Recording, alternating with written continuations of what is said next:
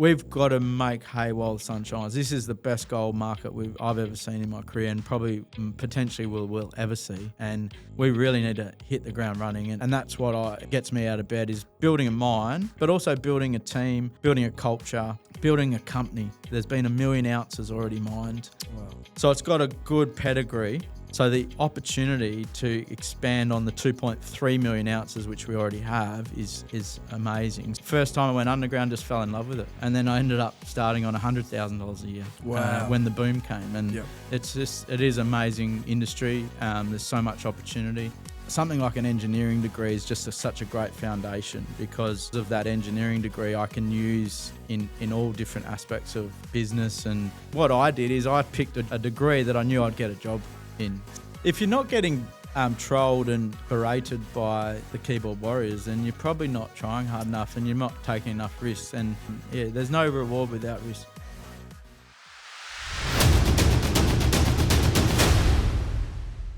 Welcome back to another episode on the Gold Room Podcast. Thanks for tuning in. Today, I have bloody Scott Williamson from Horizon Gold in the studio with me. Thank you very much, mate. No, it's a pleasure. Thanks for having me. Mate, before, not a problem. Look, it's been a work in the making, hasn't it? So on August the 15th, 2024, I sent you a message. Hey, Scott, blah, blah, blah. January the 18th, I sent you 2025. I sent you another message. Hi, Scott. Happy New Year. Blah, blah, blah.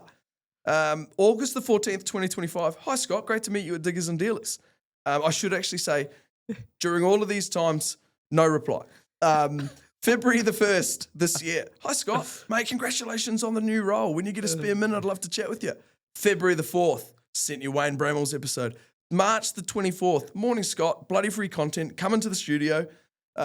April the 11th, I send you a YouTube video on how to tie a double Windsor. Still no reply. Oh, actually, sorry. April the 13th.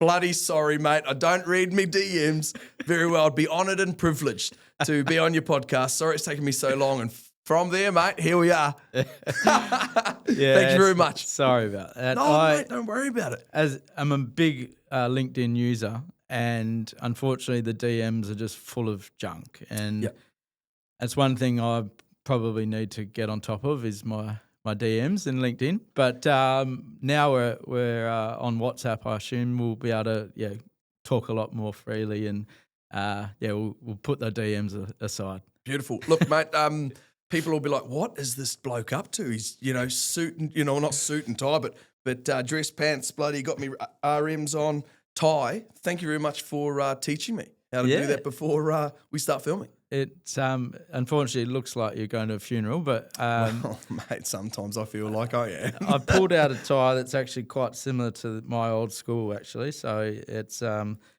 pleasure to thank you very much. Teach you how to do the ultimate double Windsor. Well, that's the first time I've ever done it, so thank you very much. And now when people see me out, I'm going to have to go out and invest in some ties, but also like some sort of weight loss Jenny Craig something as well, so I can do this top button up.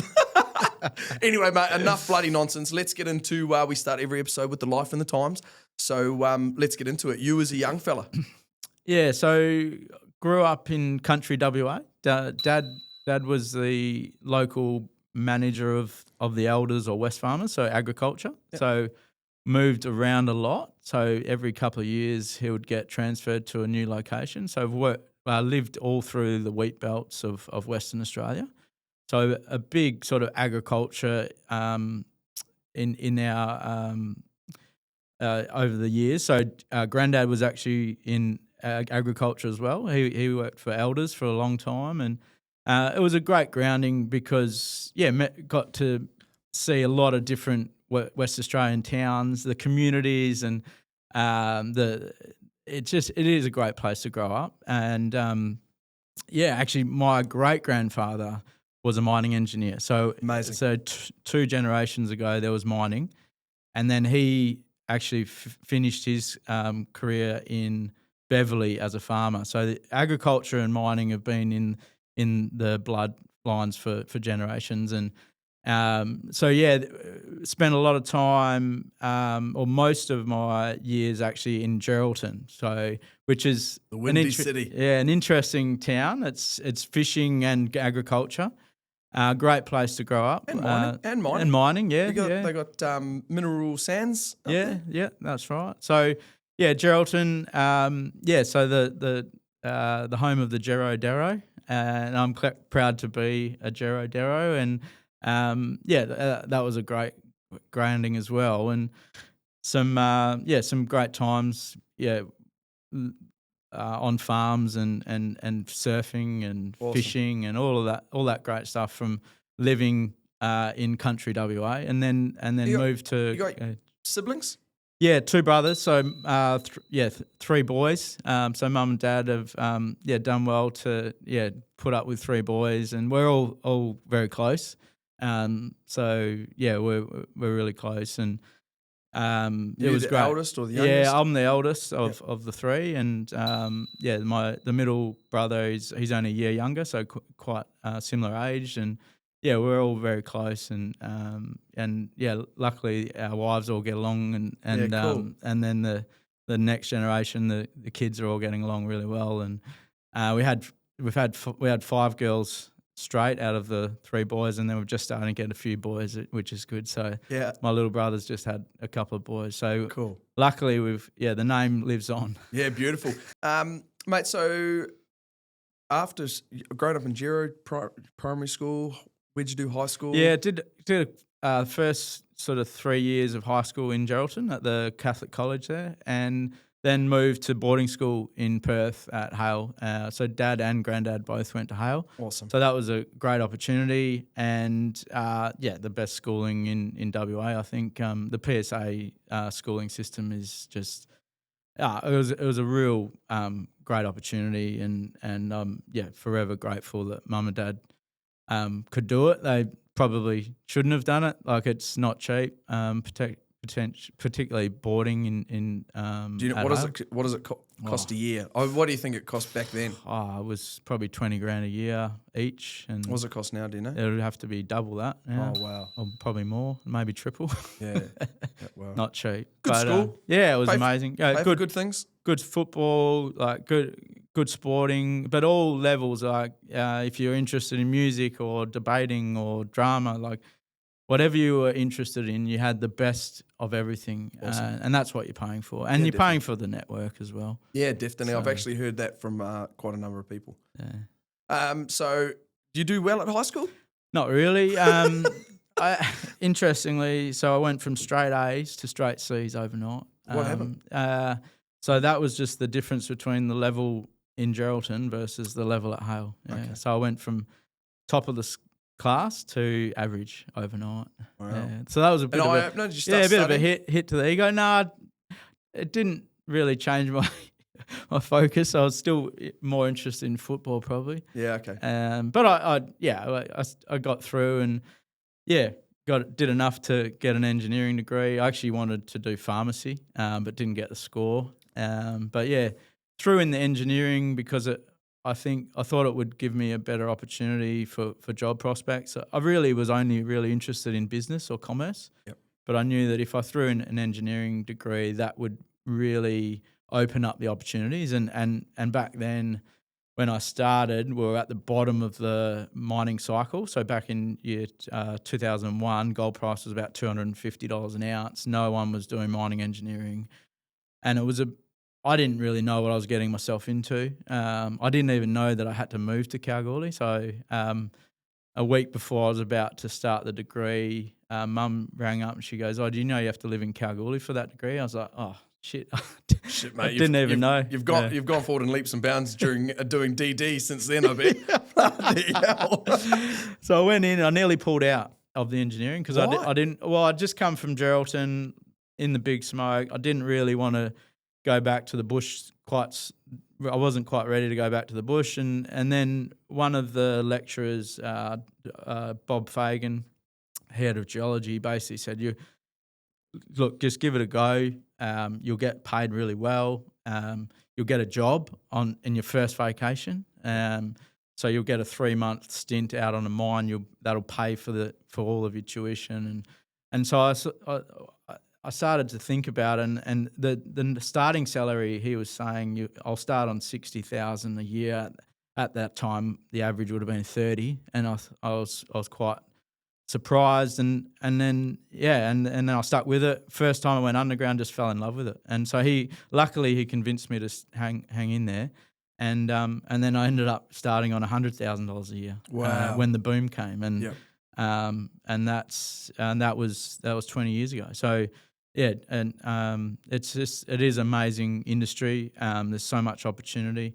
Do you have any advice for some young fellas and ladies at high school, and or even like thinking about where the direction that they're going to take with their life with university? I think I say this all the time, but I think we need to be focusing a lot more on the younger generation, getting them into these. Everyone says, with AI, and why would you bother with a tertiary education? Why would you go to university when AI is going to take over? That's not the case. Why would you go to university when you can get a job driving a truck for $150,000? Why would you, with inflation and the cost of living and everything, why would you go to university? What would you say to someone?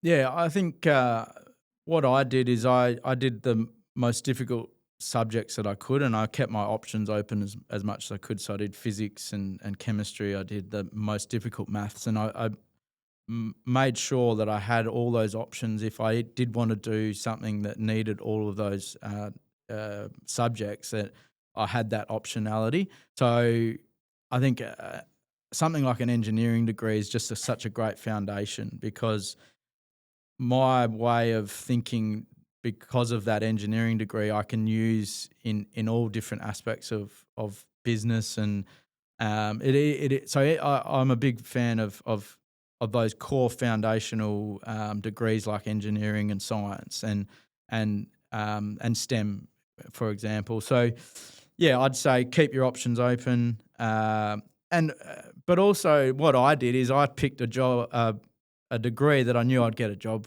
in. So that's the other thing. Don't go and pick a degree that hasn't got any job prospects, because then you're wasting everyone's time and money. And there's definitely those degrees out there, and there's going to be more of them now because of AI. But I think the more technical they are, the more hands-on they are, which mining engineering is, the less likely that AI is going to be taking over those roles. Yeah, like accountants and lawyers, and imagine going to university and studying law. It needs to happen. I don't know how it's going to all integrate, but I'd be scared. I'd be like, imagine looking up precedent and then, or looking through a book, looking up precedent, and then suddenly you're just like, bang, these are the court cases for this state, Yeah, and maybe it sort of lends more to the apprenticeship model, where an engineer would actually go straight out on into the field and learn hands-on,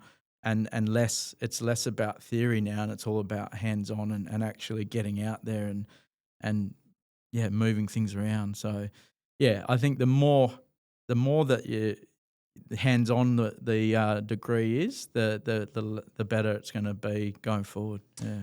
Tell me about your first job out of uni. Yeah, so I worked at the Black Swan nickel mine, actually, and that's a spin out for me. I laugh because of everything that we're going to talk about. Yeah.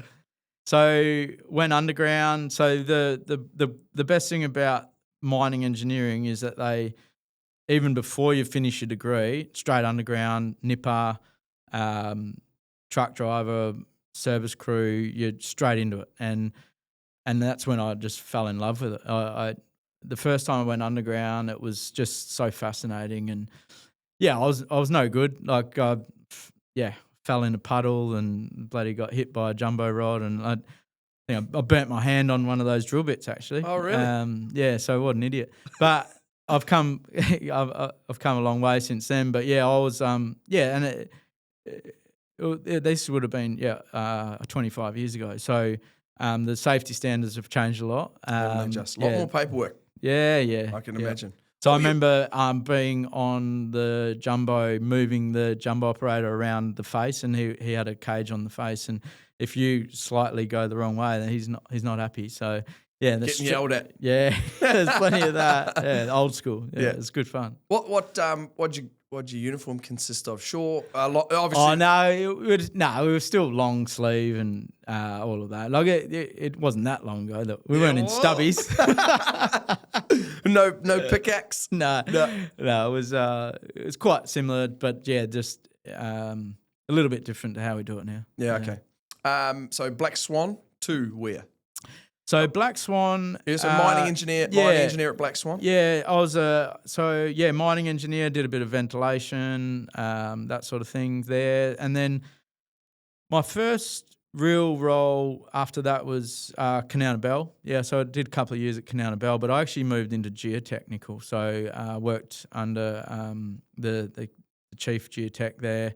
A lot of seismicity, so I learned a bit about stress modelling and rock bursts, and that was pretty interesting stuff, because that is a really important part of underground mining is geotechnical safety and keeping the team safe, and we had a lot of seismicity there, so that was a good experience. Then I went up to Argyle as a graduate mining engineer, but I'd already really done 2 years at Kanowna Belle while I was at uni, and so then started in the Rio Tinto graduate program, and that was really good as well, because what I learnt from Rio Tinto is world-class safety and procedures and policies, but also world-class bureaucracy, and what it gave me sort of exposure to one of the best mining companies in the world, and it was a really good graduate program and a good foundation. But it also very quickly I realised that end of town was not really where I wanted to be, and then I was always sort of looking for something smaller and smaller, and then ultimately now I'm at the real junior end of town. But that Rio Tinto was a great foundation. Worked with them again at North Parks. So 2 block caves. Block cave mining is really technical and really interesting as well. So that's the future of underground mining. Your operating costs are as low as an open pit, so it's quite fascinating. And the future of copper, particularly copper mining, is block caving, and so I had a really good exposure to that mining method. So I've seen a number of different mining methods. Also worked at Ballarat. That was my first mine that didn't actually make money. So we all got made redundant quite quickly there. Krakow gold mine, which is a great little epithermal up in Queensland. That was a great ore body. That's still going today. Yep. So yeah, I think you learn more from the ore bodies that don't make money. When the failures are where you learn the most. And Ballarat was a good example of that. And so yeah, mainly underground mining, and then finally came back to Perth. And worked with Perseus in West Africa. They were looking at going underground on one of their ore bodies in Ghana, and so I was there to sort of look at the study work for that underground. They still haven't gone underground on that ore body, which is interesting. But why not? Why wouldn't they? What are the reasons? The trade-off was move the village or go underground, and I think they might have just decided now that they're going to go underground, and it was the best. It was the best ore body and the highest grade, but it had a village on top of it. And so you could either move the village and open pit it or go underground. And that was always a tough decision, because moving villages is expensive. And so that's a big capital investment, and all of the difficulties around moving people as well. So that was the trade-off. Yeah. Is like moving a village, it's got to be a huge task, but is it fair on the people there? Yeah, well, that's the other thing, is that they do end up in a better dwelling, but you're uprooting their houses. They know, yeah, you know, so and you're not moving them far either. But it's do they get much of a say in it?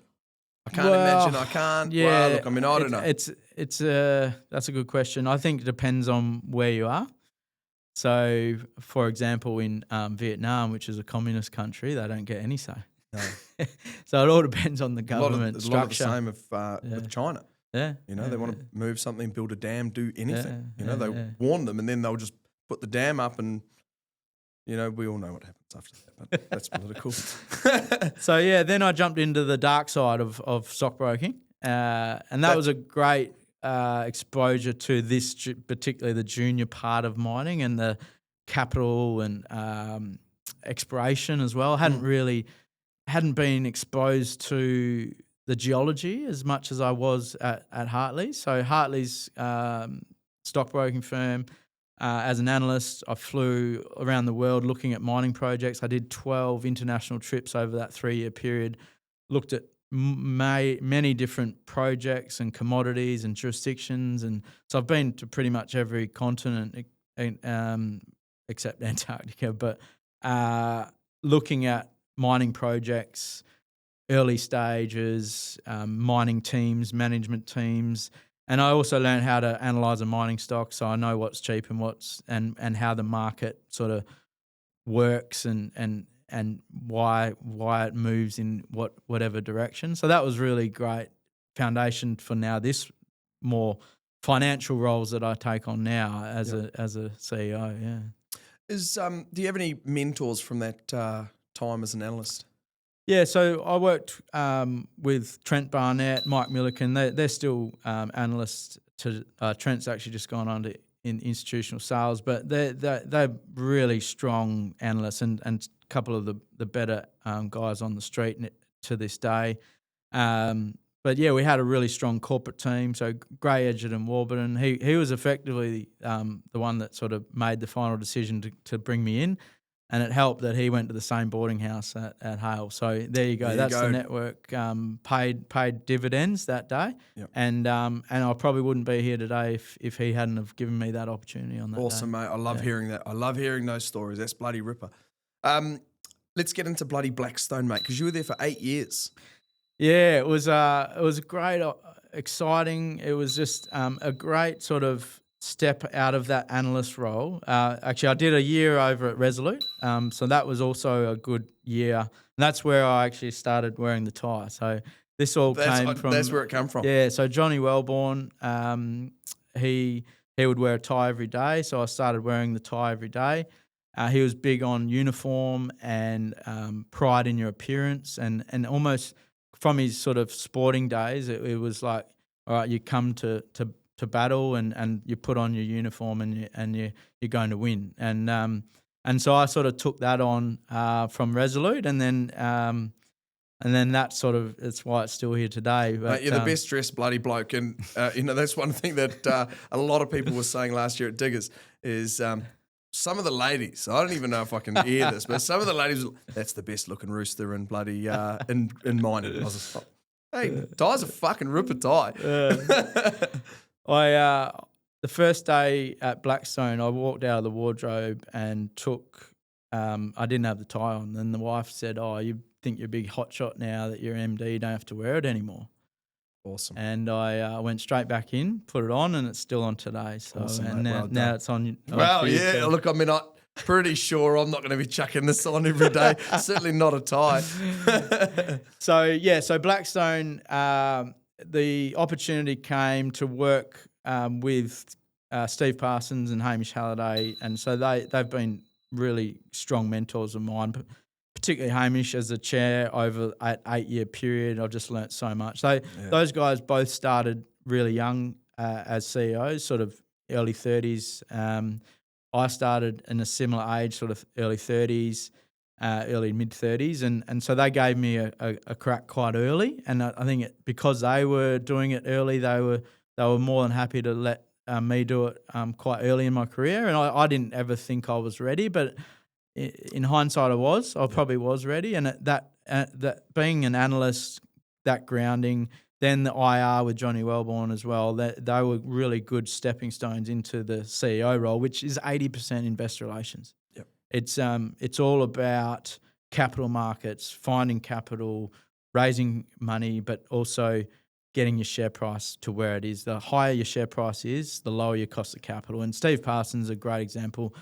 What he's doing now is quite amazing how he can move share prices and reduce that cost of capital. He's one of the best now at it. And so, yeah, the opportunity to work with Steve and Hamish, I wasn't that excited about Cobalt, but I thought, we'll give it a go. Cobalt in British Columbia is where we started, and quickly Cobalt fell away, and then we needed a pivot, so we pivoted to nickel in Vietnam. And it was actually the South Korean battery makers that said, we're actually moving to a high nickel cathode, and that's where we sort of had the insight to move into nickel.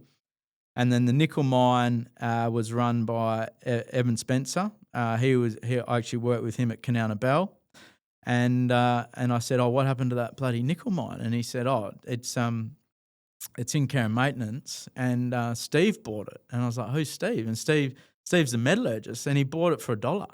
And he took on this massive debt, and he's struggling. And he said, "But you better get up there, because if you don't get up there soon, it'll get lost back to the government, and it'll be lost out of the Western system." And so I got up there and did the deal with Steve, and then the rest was history. We created a $400 million company at one point. We've raised over $100 million, and then Indonesia came and flooded the market. So, yeah, unfortunately, the commodity price turned against us. But that mine will be rebuilt and restarted, and so that it's now gone into the hands of a local Vietnamese partner, and we've built a really strong team over there, and so our vision is actually still playing out, and Awesome. which is great. And nickel's actually coming back, so nearly $20,000 a ton. Yeah, so yeah, there's still some excitement around that asset. And then right at the last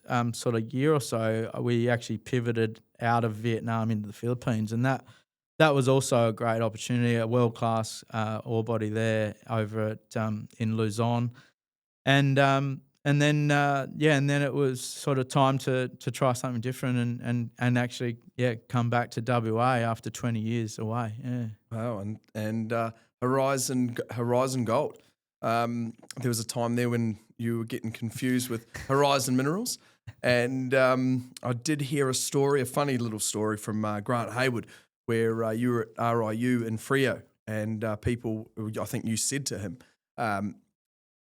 or people were coming up to you and saying, "Oh, look, Scotty, congratulations on the $175 million." And you were like, "That's not me, mate." No. And then you said to Grant, "When are you going to change your name?" And they have now, Maritana. Yeah, which is, so the history there is, so Horizon Gold was a spin out of Panoramic.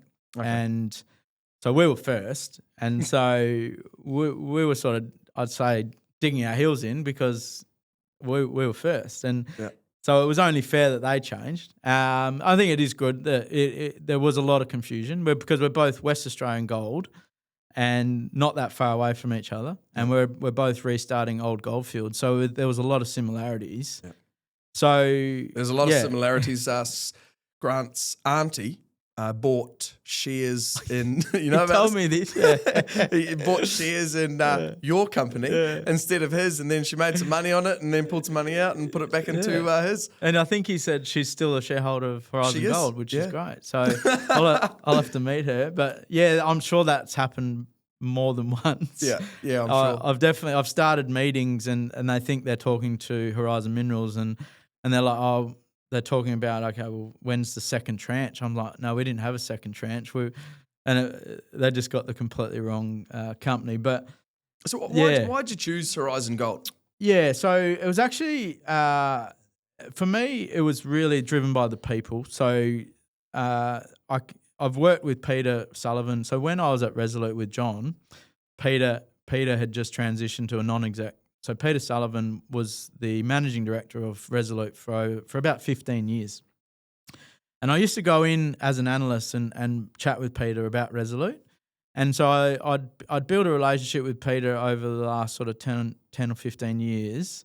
And I could see that there was a lot of similarities between Peter and Hamish. And that Hamish and I were like a yin and yang. And so Peter and Hamish are quite similar, very sort of quietly spoken, but very strong technically, conservative, and sort of very different to me, where I'm sort of a little bit the opposite of all of that. And I think a really strong statesman-like chair, like Peter Sullivan, was really what really attracted me to this opportunity, as well as I suppose it's all about being able to build something as well. I could have jumped back into the smaller exploration, drill out a bloody soil anomaly sort of stuff, or actually try and build something, and that's what it gets me out of bed, is building a mine, but also building a team, building a culture, building a company. And Awesome. Yeah, I can see you're passionate about it, man. I really love that. Yeah. Awesome. And gold is a great place to be. Everyone's saying it. Yeah, I'm on 3 boards and we're all in gold in WA, and I can sleep easy at night knowing that I'm not going to wake up and bloody what happened in nickel. There's no chance of that. Yep. Even at the toughest gold market, you're always going to be able to raise money. Yeah. Yeah. Tell me about Gum Creek. Yeah, it's a great project. It's had a long history. It's actually been around for about 100 years, and so we've got some pictures in the office of the old timers with their camels. And please send them through. Yeah, please send them through. Yeah, it's so it's long history of mining. So it's the old Gidgee gold mine. It operated between sort of late 80s all the way through the 90s into the early 2000s. There's been 1 million ounces already mined. Wow. So it's got a good pedigree. But what's exciting is you've got an 80-kilometre greenstone belt. There's been 37 pits mined by previous owners. All of those pits are open along strike and at depth. So the opportunity to expand on the 2.3 million ounces, which we already have, is amazing. So we can see already 10 years of open pit mining.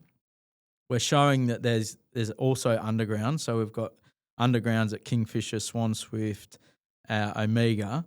So the undergrounds will go much, much deeper. So we can see a scenario where this mine would do 100,000 ounces per annum for the next 20 years. But what's even more exciting is it probably can do well over 100,000 ounces per annum. So with the open pits, we're sitting at around 100.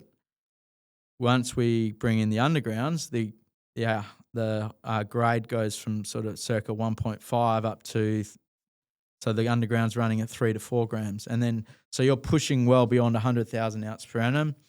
And there's no reason why it couldn't be even more than that. So, yeah, I've always had the view that to build a gold mine, you need about 100,000 ounces per annum. And that was a big tick for me, is that, okay, we've got the scale to build a proper gold mine. And that was, and it's simple open pit to start with, base load open pit, top it up with underground, and yeah, it is as bread and butter as they come. What about a processing plant? It's the question on everybody's lips. Yeah. Where are we, it's all very well. So we've got 6 or 7 mills within 150 kilometres. And so there is that opportunity to work with others and toll or that type of arrangement. But we actually feel like the region needs another one. So we're going to build a 2.4 million tonne per annum, maybe even up to 3 million tonne per annum. So the 3 million tonne per annum scenario would bump us above 100,000 ounces per annum. But there's no reason why we couldn't do a bit of tolling in the meantime, just to be able to get a bit of cash flow in. So there is scenarios where we could start with tolling, get some cash flow in, use that. But ultimately, this is a standalone, and it'll go for 10 to 20 years at 100,000. Amazing. You guys anywhere near Kirkalocka? Yeah, so that's about, I'd say about 300 kilometres away. So it's outside of our trucking radius. Yep. We've sort of got a radius of about 150, and there's 6 or 7 mills in that radius. So you've got Westgold, Ramelius, Walloona, we've got Mika, Goldfields at Agnew and Bellevue. So there's plenty around. Mika Metals is doing pretty bloody well, aren't they? Yeah, they're going well. A couple of bloody brothers get together and killing the game. Bloody fantastic. Mate, what about, do you sell it? Yeah, so the interesting thing about this story I just thought, is we've got one major shareholder, and so which is good because it's only one phone call. And so if someone wants to buy Gum Creek, it's a quick conversation with one shareholder at the moment. And at the moment, it's looking like we need to get much closer to fair value. So we trade at $100 an ounce. A lot of our peers trade at $200, $300, $400 an ounce. And so until we're trading at a fair value, that conversation's shut down pretty quick. So what do you need to do to get there?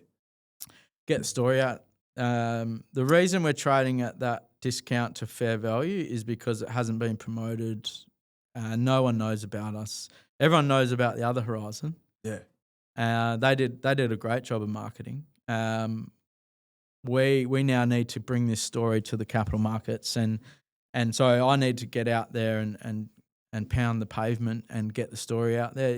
It is just because it's not a well-known story yet, and we need to create liquidity. We need enough liquidity so that institutions can come in and out of the stock. At the moment, it's you buy 10 grand's worth of stock and you need to push it up. Like it's quite illiquid, unfortunately. But that's my job, is to get the liquidity, get the fair value, and then we can build it. What about a drilling program?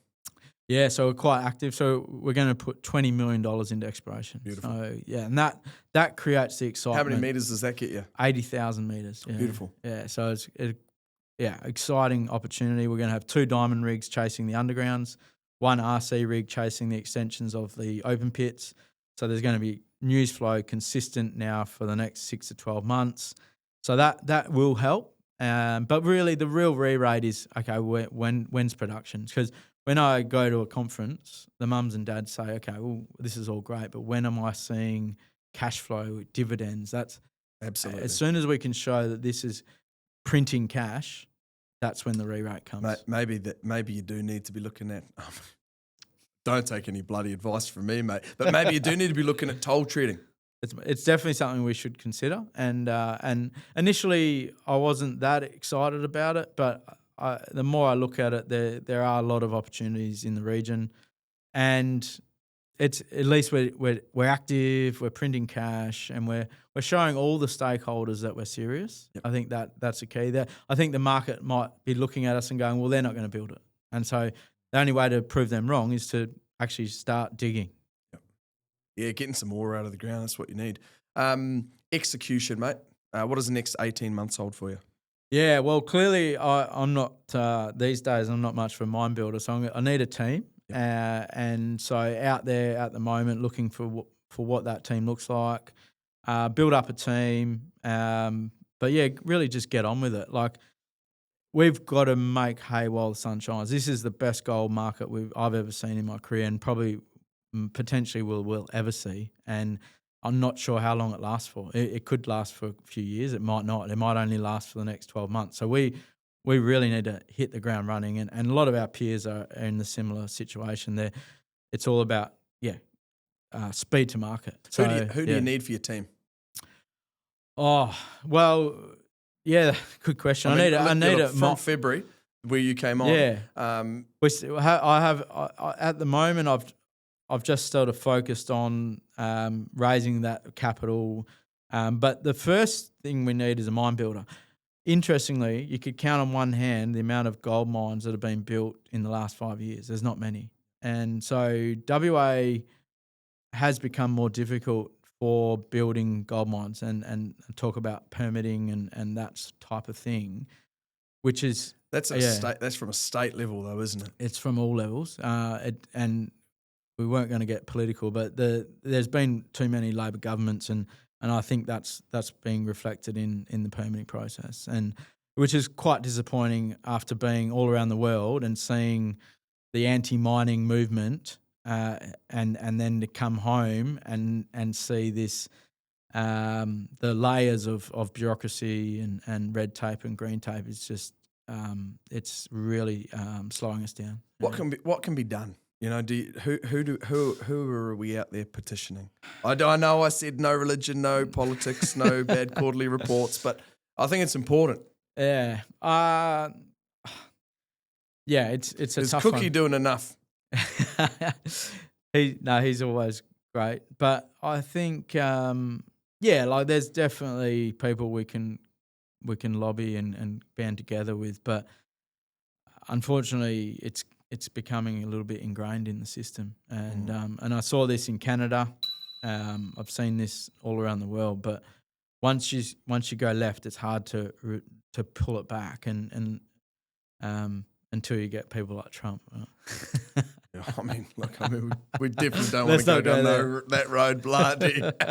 Bloody hell. Look, mate, you've got a bloody great vision, leadership capabilities out the gate. What do you think? What's the end result? What's the vision for Horizon? Yeah, so being an analyst, it's probably worth sort of looking at a peer comparison. So when I first took on the role, I looked at our peers as like Horizon Minerals or an Ausgold or a Rocks or a developer. And Rocks is doing bloody well. Yeah, all of those guys are doing really well. But the other way to look at it is, okay, well, the single asset producers, that's where we're heading. And that's the type of valuation we can expect in production. And the sooner we can get in production, the sooner we can be an Ora Banda or a Pantoro, a Bellevue or a Catalyst. And those guys all trade at 1.5 to 2.5 billion. And we're trading at a 200 to 250 million. Depending on how much dilution is between now and then, that could be a 10 bagger. So that's where I think this could be heading. And that's just if the gold price stays at today's levels. Yep. And who knows what the gold price looks like over that journey. So yeah, the vision is I was attracted to this opportunity because it was so undervalued. And what are you looking at when you walk in and you see and you know what makes you feel comfortable to make that statement that's undervalued? So it's really about that board and management team. This is a board that has built, owned, operated gold mines all around the world: Africa, Mali, Tanzania, Queensland. So to do it in our backyard is an absolute pleasure and a privilege, and such an exciting opportunity. So we're more than happy to build it. Beautiful. I go to site and it's already got that really strong culture of let's get this job done. It was just so refreshing that the culture was already there, and I didn't sort of need to bring anything different. And so some of the best geologists I've seen in the industry, getting off the plane, Dave Archer, who I have a lot of high regard for, he's our head geologist. And I'm like, shit, we've attracted one of the best geologists that I know, and I didn't even know he was on our site. And so as soon as I sort of got in the seat, I'm unpacking and unpeeling all these layers of sort of opportunity. And that, there's just so many avenues where this makes people a lot of money. Mate, at the end of the day, that's what it's about. Yeah. Look, I wouldn't take any bloody investment advice from me, and that's not what this show's about. But look, I'll check the bank and maybe I'll chuck some bloody couple of dollary dues into Horizon. Yeah, you might have to push it up 10%. Well, I certainly can't do that, mate. Look, Scotty, mate, thank you very much. Look, I do want to apologise, but I'm for harassment. I guess it would be called harassment, trying to get you on. But look, I knew that getting you on after hearing you at Diggers and Dealers last year speak so highly about, Blackstone. I just knew that certainly when you got this, new role, I needed to get you in. Well, I actually watched Wayne and Grant and I was almost thinking, why hasn't he actually approached me? Repetitively harassed you. Oh shit! I as I said before, I even sent a AI picture to of me and Chris Ellison on his yacht. It was just an AI generated image, and it looked exactly like Chris. Didn't look too much like me. Look, I had my beard, and it was a little bit weird. And I sent it to his personal assistant because I just thought, shit, well, I'd love to get him on. You know, he's been battered by anybody else in the industry, you know, but at the end of the day, he's done great things for this. He's a bloody pig farmer from New Zealand. His parents were pig farmers, and he's done so well. And they're always going to have the naysayers and people want to beat him down, but he's done so well for himself, for this amazing state and this bloody ripper country. So I just want to be able to try and get, and if I've got to harass every single person to come on the show and sit down with me, because that's what it's about, telling great stories. And everyone thinks, keep saying this all the time, you know, like there's a genuine good person at the end of that company or the top of that company. You know, everyone's out there working hard and trying to have a great quarter, and don't think people should be ripped apart on a piss poor quarter, because what's around the corner with the next one? And everyone's driving and working hard to better themselves and the people around them. Yeah, well, I'm more than happy to have you harassing me in my DMs. You should see what they say about me on Hot Copper, mate. Really? Yeah. So if you're not getting trolled and berated by the keyboard warriors, then you're probably not trying hard enough and you're not taking enough risks. And Chris is a great example. He's a risk taker and he's done an amazing job. And yeah, there's no reward without risk. Yep. I said to the team, I'd be absolutely happy if I went to the comments on a video and people were like, overweight, grey-haired, horrible Kiwi accent. If people were tearing me down about piss poor host of the Gold Room podcast, I'd be stoked. I said, let me see 10,000 comments of people harassing me, slating me off, because that means 10,000 bloody people have watched it. Yeah. You know? Well, they won't be able to bag you on your double Windsor. I don't think they will either, mate. I was looking at myself before. I was like, I'm not a bad-looking bloke. Look, Scotty, thank you very much. I'll wrap it up. Thanks very much for coming on, spending the time with me. I hope people look at the business and see that great man behind a great company. Cheers. Thanks. Not a problem, mate. Thanks very much for tuning into this Ripper episode. Hope you enjoyed it. Get down and subscribe to the channel. It'd be much appreciated. Thank you.